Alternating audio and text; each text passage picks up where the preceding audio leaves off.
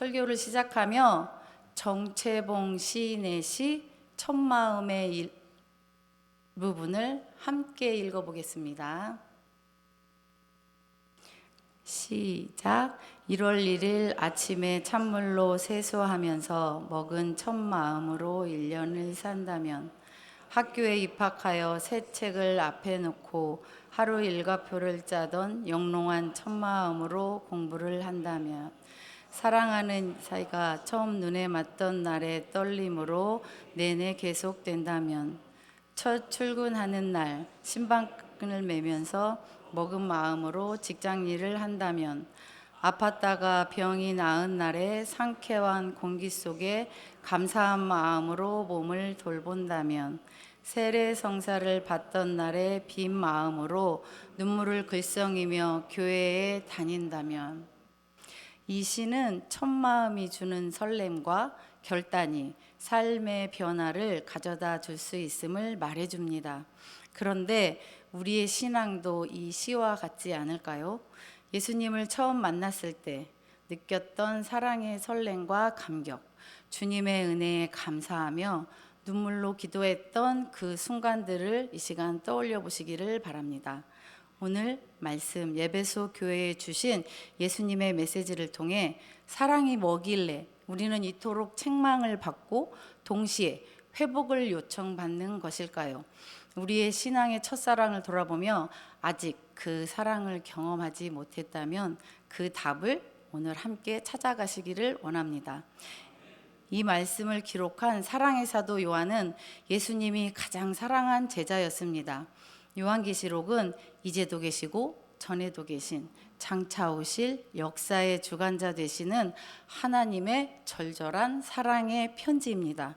감춰진 것이 드러난 요한계시록이 기록된 시대적 배경은 로마의 도미티안 황제가 통치하던 때로 기독교 역사상 네로 황제 이후로 자신을 신격화하면서 가장 혹독하게 교회를 박해할 때 기록된 책입니다.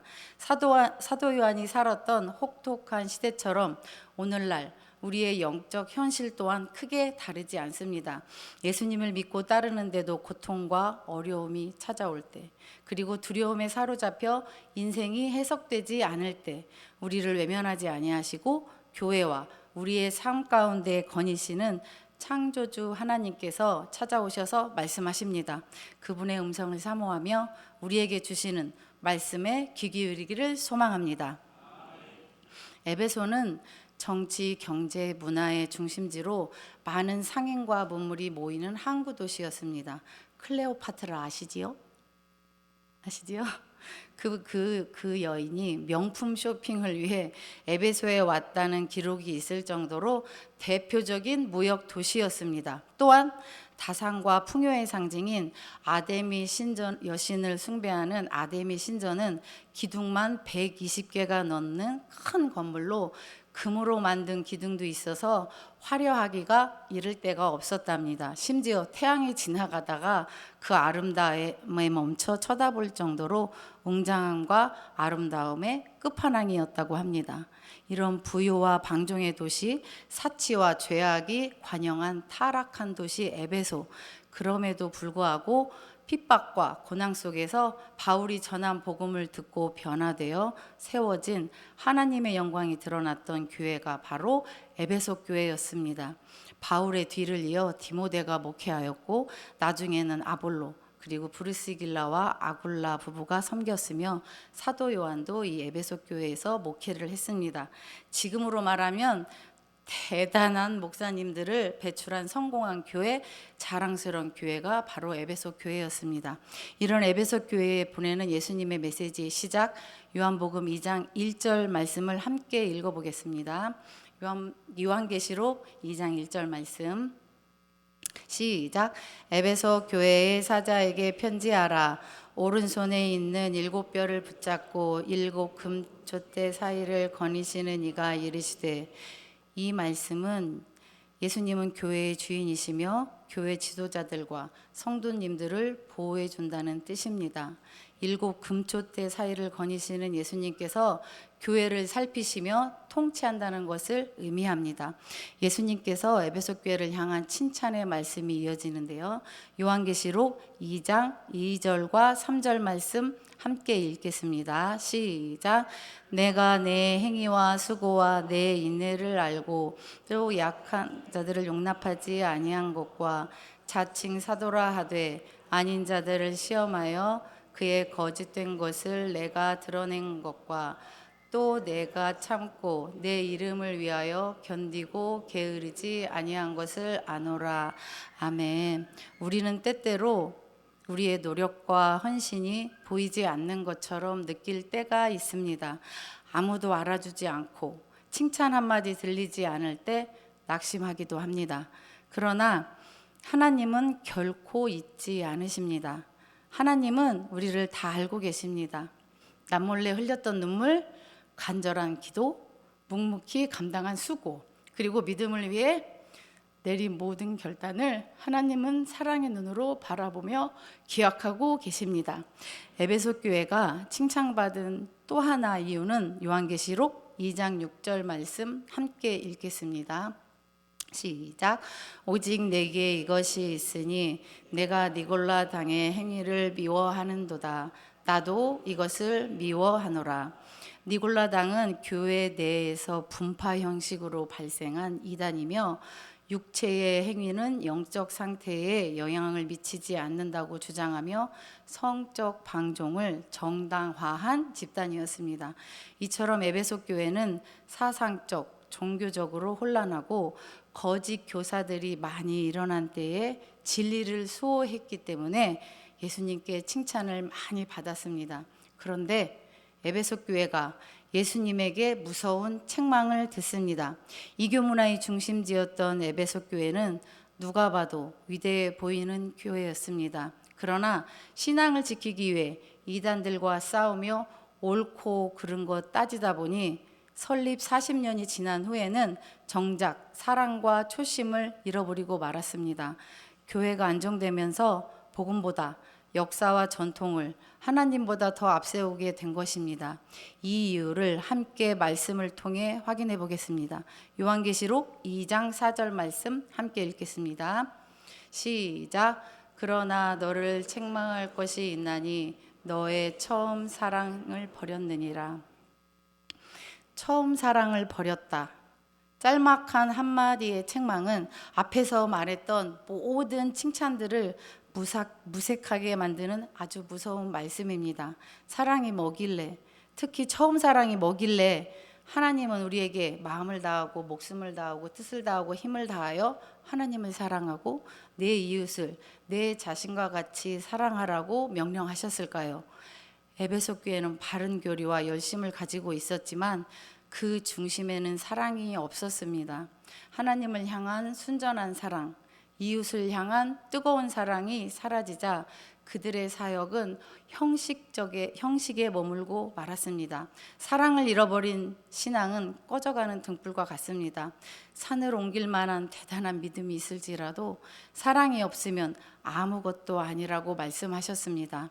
이는 아무리 대단한 능력과 열심이 있어도 사랑이 없다면 하나님 앞에서 아무런 가치가 없다는 뜻입니다.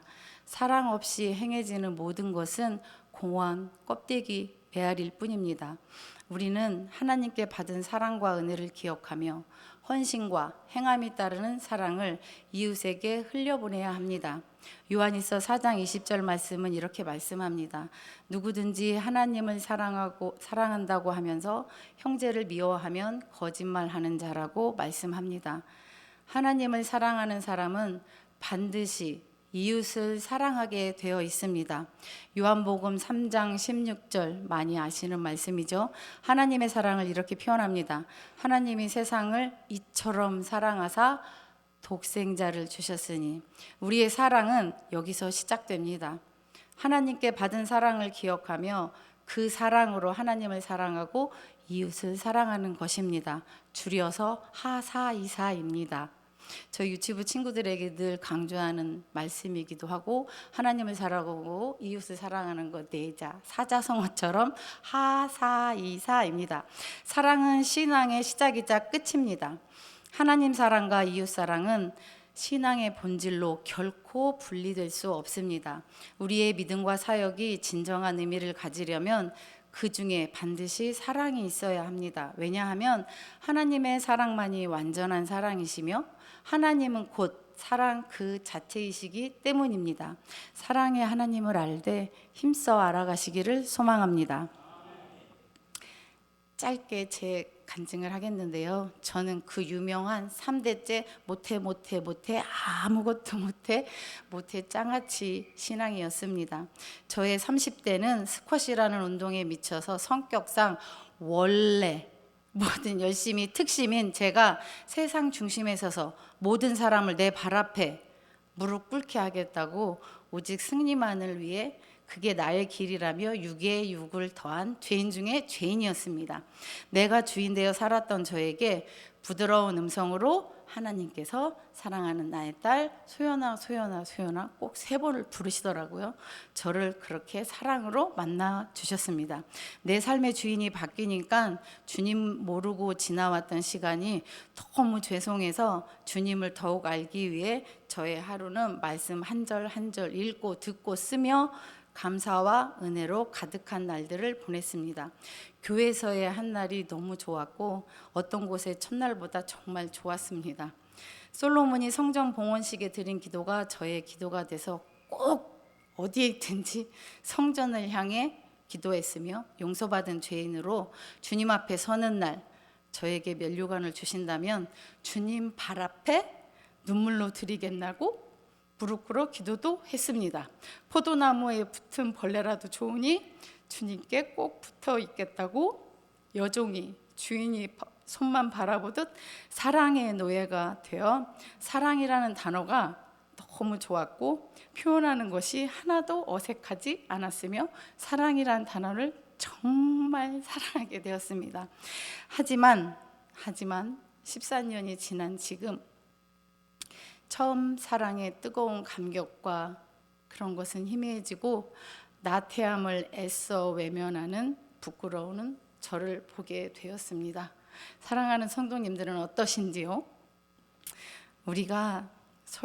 우리는 설교가 홍수처럼 쏟아지는 풍성한 시대에 살고 있지만 우리의 신앙은 감정과 기분에 따라 선택적으로 받아들이는 경우가 많습니다.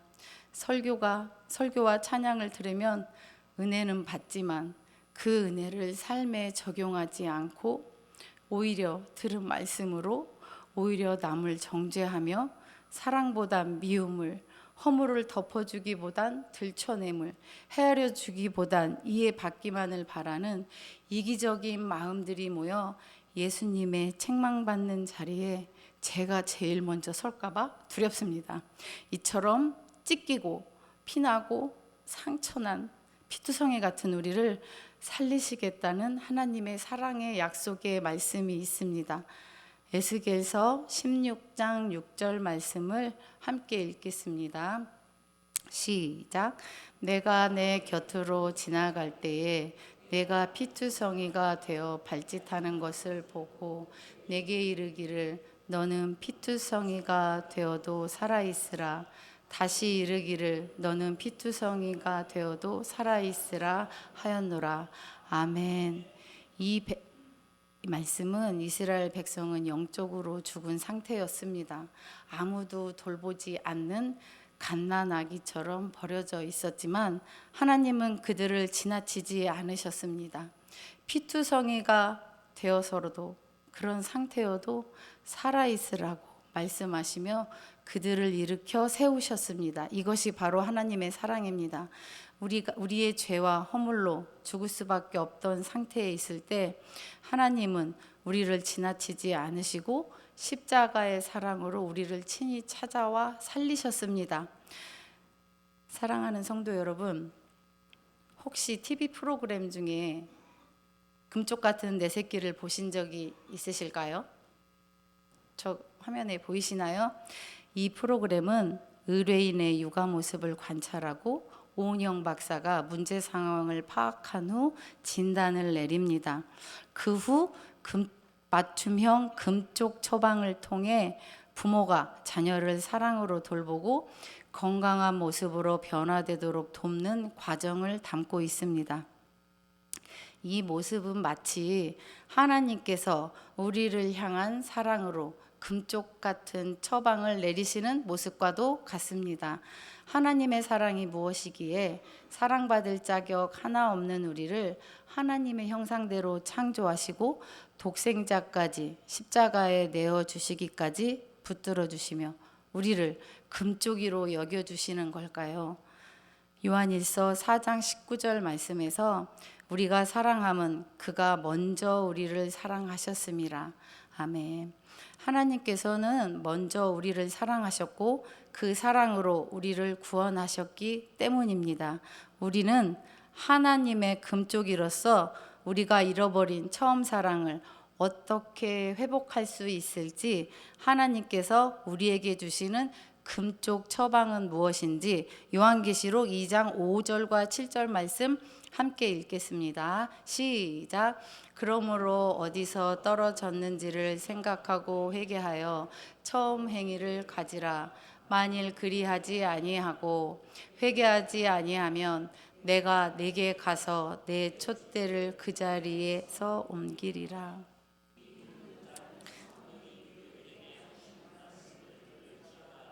이기는 그에게는 내가 하나님의 낙원에 있는 생명나무의 열매를 주어 먹게 하리라.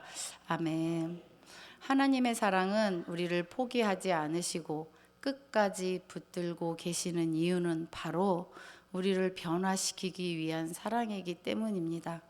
하나님 성품이 사랑이기에 하나님이 하시는 모든 일의 동기, 목적, 방법, 계획, 결과가 사랑입니다. 회개는 단순히 잘못을 뉘우치는 것이 아니라 행동의 변화로 나타나야 합니다. 예수님이 촛대를 옮긴다는 말씀은 교회가 더 이상 예수님의 빛을 발하지 못함을 경고하는 것입니다. 회개에도 기회가 있습니다. 회개하고 싶어도 할 수 없는 마지막 때가 오기 전에 우리 회복의 첫걸음은 요한일서 3장 18절 말씀처럼 우리는 말과 혀로만 사랑하지 말고 행함과 진실함으로 사랑을 보여야 합니다. 진정한 사랑은 상대방의 마음과 뜻에 귀 기울이는 데서 시작됩니다. 성령의 인도하심에 따라 살아가라는 하나님의 초대와 명령에 귀 기울이시고 그분의 뜻대로 살아가며 끝까지 믿음의 선한 싸움과 사랑으로 이기는 삶을 감당하시기를 원합니다. 인간적인 사랑은 때로는 부족하고 아프지만 하나님의 사랑은 완전하며 그 사랑으로 우리를 이기게 하고 우리를 영원한 기쁨과 생명 있는 낙원으로 이끄는 힘이 됨을 믿으시기를 바랍니다. 다사다난하고 심란까지 했던 지난 날들을 되돌아보면 기쁨도 있었지만 어려움과 아픔도 있었을 것입니다. 그러나 우리 각자가 겪었던 삶의 자리에서 하나님은 여전히 우리와 함께 하셨고 우리를 사랑으로 붙들어 주셨습니다. 다음 주는 설 명절입니다. 오늘 말씀을 통해 우리가 하나님 앞에서 잃어버렸던 첫사랑을 회복하라는 도전을 받았습니다. 하지만 이 사랑은 단지 하나님과의 관계에서 끝나는 것이 아닙니다. 우리가 받은 사랑은 가정과 이웃으로 흘러가야 합니다. 설 명절은 사랑을 실천할 수 있는 가장 좋은 기회입니다. 이번 설 명절을 통해 먼저 손을 내밀어 주십시오. 따뜻한 말 한마디, 작은 섬김으로 서로의 마음을 녹일 수 있을 만큼 오늘 이 예배를 통해 우리가 받은 말씀에는 생명력이 있음을 믿으시고 서로 사랑하시기를 바랍니다. 또한 우리 교회가 사랑으로 충만한 공동체 되길 바랍니다. 사랑받을 자격 하나 없던 우리를 하나님의 금쪽이로 천하보다 귀한 영혼들을 우리에게 맡기시고 우리 서대전 공동체로 불러주셨습니다. 서로를 향한 사랑과 섬김과 용서, 연약한 내 이웃을 품는 따뜻한 사랑이 가득한 교회가 될 때 세상은 우리를 통해 하나님의 사랑을 보게 될 것입니다. 하나님의 사랑을 기억하며 우리 교회가 소문난 교회로 든든히 세워가기를 소망합니다. 사랑하는 성도님들, 우리 마음속에 미움이나 용서하지 못한 감정, 그리고 불평과 두려움이 남아있다면 주님 앞에 다 내려놓는 것이 필요합니다. 그런 마음을 품은 채로 온전히 주님을 만날 수 없음은 우리는 잘 알고 있습니다. 사람을 속일 수는 있을지 모르지만 주님은 우리의 모든 것을 다 아십니다. 그러므로 우리의 모든 것을 다 아시고 보시고 들으시는 사랑의 아버지께 도와달라고 우리의 연약함을 솔직히 고백하며 치유와 회복을 구하시기 바랍니다. 칭찬도 책망도 우리를 향하신 절절한 하나님의 사랑으로 받고 믿음으로 취하면 버릴 것이 없습니다. 주님은 사랑과 긍휼로 우리를 기다리고 계십니다. 이제 로마서 8장 35절 말씀으로 끝맺으려고 합니다. 누가 우리를 그리스도의 사랑에서 끊으리요? 아멘. 아무것도 하나님의 사랑에서 우리를 끊을 수 없습니다. 후히 되어 누르고 흔들어 넘치도록 부어주시는 하나님의 사랑 안에서 승리하며 살아가는 복이 흘러 넘치는 서대전 아름다운 공동체 성도 여러분 되시기를 주님의 이름으로 축복합니다. 아멘.